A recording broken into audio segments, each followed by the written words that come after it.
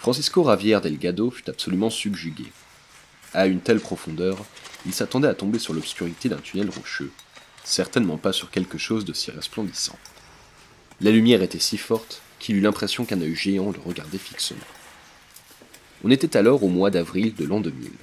Francisco Javier et son frère Eloy tentaient de trouver de nouvelles sources d'extraction dans le massif de Naica, au sud-est du Chihuahua, une région du Mexique connue pour ses gisements d'argent, de plomb et de zinc. Une mine existait déjà depuis plus de 2 siècles sur cette zone.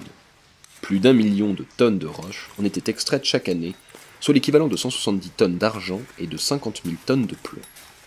Mais loin de découvrir l'un de ces précieux métaux, les frères Delgado firent une trouvaille encore plus remarquable. À presque 300 mètres sous la surface du sol, par une chaleur et une humidité extrêmes, Francisco Javier et Eloy tombèrent sur une brèche dans la roche qui miroitait comme un diamant, dès qu'un faisceau de lumière se posait sur elle.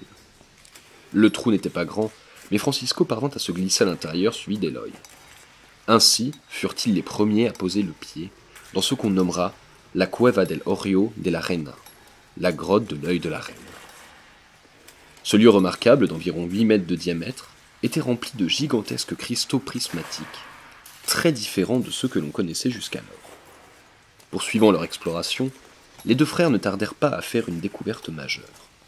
Au bout d'un tunnel, ils aboutirent à un vaste espace en forme de fer à cheval de presque 30 mètres de long, devenu célèbre depuis, sous le nom de Cueva de los Cristales, ou grotte des cristaux. De gigantesques structures cristallines jaillissaient de manière désordonnée du sol, du plafond et des murs, toutes mesurées au moins 6 mètres de long.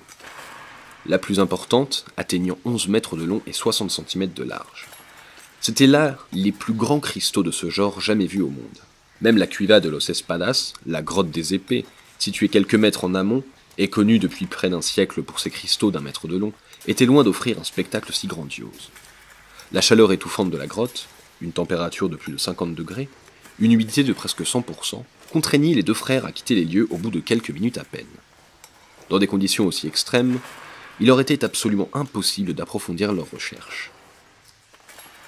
Il fallut attendre l'année suivante pour qu'une expédition officielle puisse avoir lieu et que l'on charge une équipe de géologues et de spéléologues d'étudier le site de manière scientifique.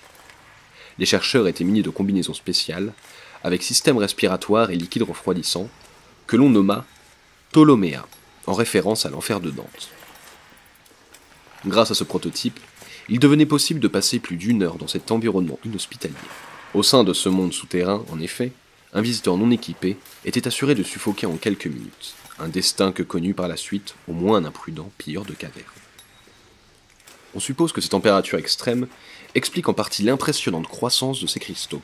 Composés de sélénite, le soubassement calcaire de la montagne Naica s'est formé il y a environ 26 millions d'années sur une ancienne faille située au sommet d'une chambre magmatique.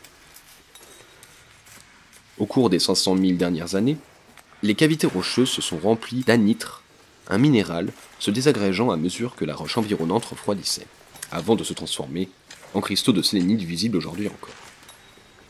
C'est la température constante régnant au sein des grottes, grâce à la chaleur émanant de la chambre magmatique, qui a permis aux cristaux de croître démesurément.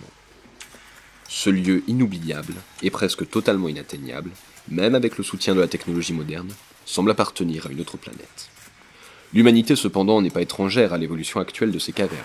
On soupçonne ces énormes cristaux qui se développent quand la cavité était totalement immergée d'avoir rétréci sous l'effet de l'activité minière et du pompage de l'eau. Les structures cristallines, en effet, se détériorent depuis qu'elles sont à l'air libre. On peut cependant espérer qu'elles retrouveront de la vigueur une fois les mines fermées, quand les grottes seront à nouveau sous l'eau. La Cueva de los Cristales, tout comme le reste de cet étrange monde souterrain, retournera alors à l'état sauvage et perdra tout contact avec l'humanité.